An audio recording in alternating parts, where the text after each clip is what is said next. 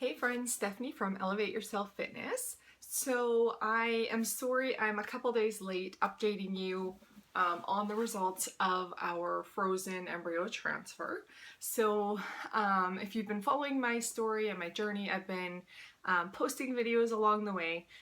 So you can always go back and see where we're at in our journey. But our first frozen embryo transfer was in February and it ended in a chemical pregnancy. So I had my second frozen transfer on May 3rd, and I'm happy to say that I started getting positive tests 4 days after transfer, and they got darker every single day. So it is not a chemical pregnancy.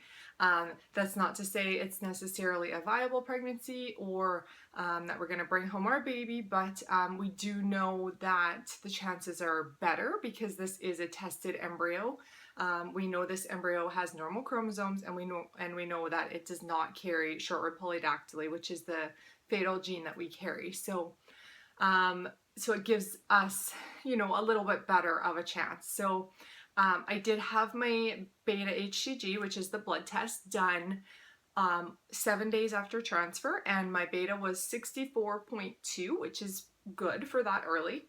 I had it done 2 days later, on 9 days after my 5-day transfer, and my beta was 277.4, so it quadrupled in 2 days, which was super exciting because I knew at that point that the chances of a chemical pregnancy again were gone.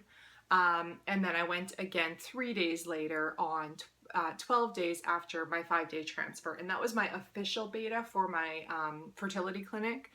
And my beta came back at 972. So that's equivalent to about 17 days after ovulation. However, I find that when looking at people's beta numbers in IVF versus natural pregnancies, they seem to be lower around the same point in time. So 972, and now I'm going today, which is 2 days after that, and I'm hoping it is right around 2000, as it should continue to double about every 2 days or so for a little bit longer anyways. So we're super relieved and happy that this transfer worked. This was our second embryo, frozen embryo transfer, like I said, and we have 2 healthy embryos left, although they are our lowest quality ones that are left. So hopefully, this baby is healthy and goes to term with no complications, and that the testing is right.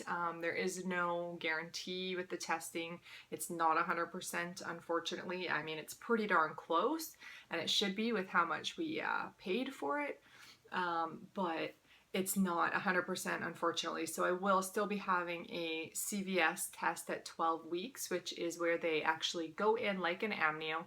They take a piece of the placenta to biopsy and confirm that the baby does not have the gene or 2 copies of the gene. We actually already know that the baby is a carrier. All of our embryos ended up being carriers, all of our healthy ones, but they're not affected. So they only have 1 copy of the gene, like Dave or I. So yeah, that's my news. Due date is January 19th, 2018, as of now anyways. And my first ultrasound is in just over 2 weeks on June 2nd.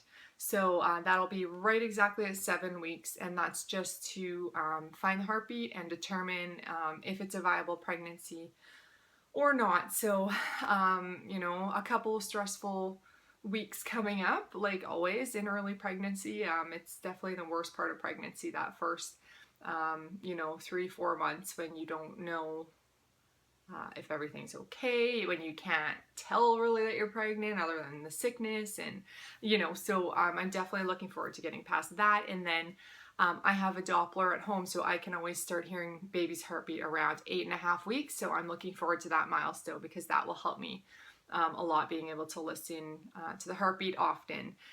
But for us, unfortunately, a positive pregnancy test does not mean a healthy baby and smooth sailing. There's really not a whole lot of joy in pregnancy for me anymore after everything that we've been through. I mean, This will be my 5th time going through the first trimester, and I don't have a living child yet.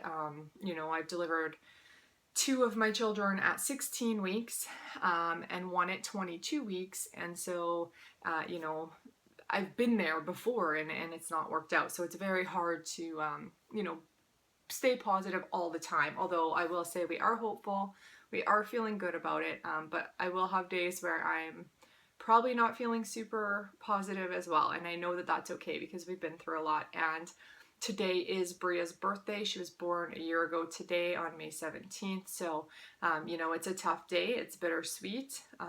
I wish she was here, and it's hard to believe it's been a year since we held her and you know, said goodbye to her. But here we are, and let's just hope that things turn out differently this time. So I'll probably make sure to come update you again after my ultrasound in a couple of weeks. So thanks so much for the support. Like always, you guys are the best, and I really, really appreciate it. I do have more frequent updates on Facebook as to the day-to-day type things. So make sure you come and follow me over on Facebook and Instagram as well to stay up to date on my journey, and I'll chat with you in a few weeks. Bye guys.